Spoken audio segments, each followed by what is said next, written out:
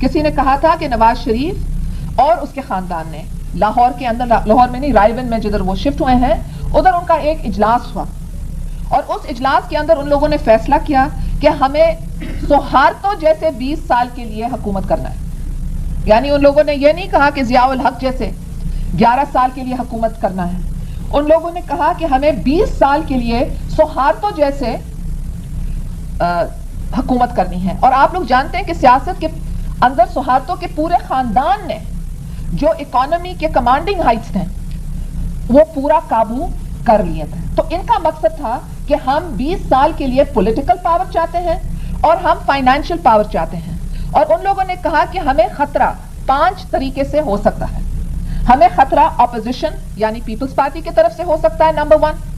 Number 2، ہمیں خطرہ president کی طرف سے ہو سکتا ہے، کیونکہ ان زمانوں میں 8ویں ترمیم تھی جس کے تحت پریزیڈنٹ حکومتوں کو ہٹا سکتا تھا. نمبر 3، ان لوگوں نے کہا کہ ہمیں خطرہ یہ آرمڈ فورسز کی طرف سے ہو سکتا ہے، کیونکہ پاکستان کے سیاست کے اندر کئی طویل عرصے کے لیے فوج کا ایک رول یا کردار رہا ہے.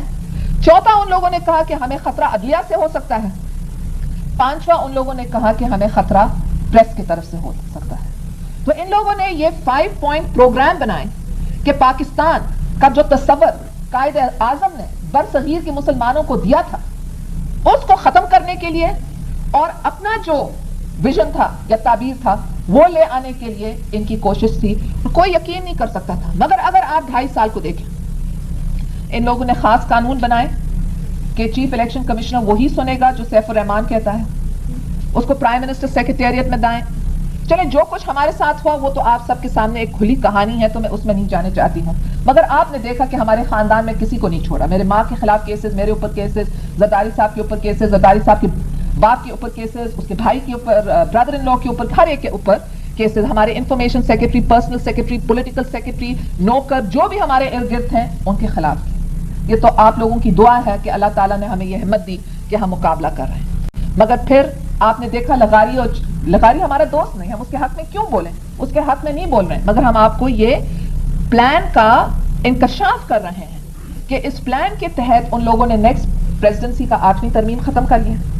اس کے بعد انہوں نے عدلیہ کے اوپر جو کیا، پاکستان کی تاریخ میں آپ کو یہ نہیں ملے گا کہ حکومت بسز لے آئیں اور بسز کے اندر لوگ جا کر کے عدالت کے اوپر حملہ کریں. ایک عدالت کے کمرے کے اندر جج بیٹھا ہے، پرائم منسٹر کے خلاف رشوت کی ثبوت لے رہا ہے، اس کے ساتھ اور ججز بیٹھ رہے ہیں. اسلام آباد کے اندر ڈپلومیٹک کمیونٹی ہے، اتنی اسٹرکٹ سیکیورٹی ہے، اسلام آباد کے اندر لوگوں کو جمع کرنا مشکل ہوتا ہے کیونکہ کانسٹیٹیوشن ایونیو اتنا بڑا ہے کہ ایک مجمع کرنا اسے. مگر نہیں، بسز کے اندر لوگوں کو لایا گیا اور پھر ٹیلی ویژن پر دکھایا گیا. یہ بھی نہیں کہ اندھیرے میں کریں، یہ کہ بدتمیزی دنیا کے سامنے انسلٹ کرنے کے لیے کہ آپ کر کیا سکتے ہیں. ہاں، ہم قانون کو پھاڑ رہے ہیں مگر آپ کر کیا سکتے ہیں.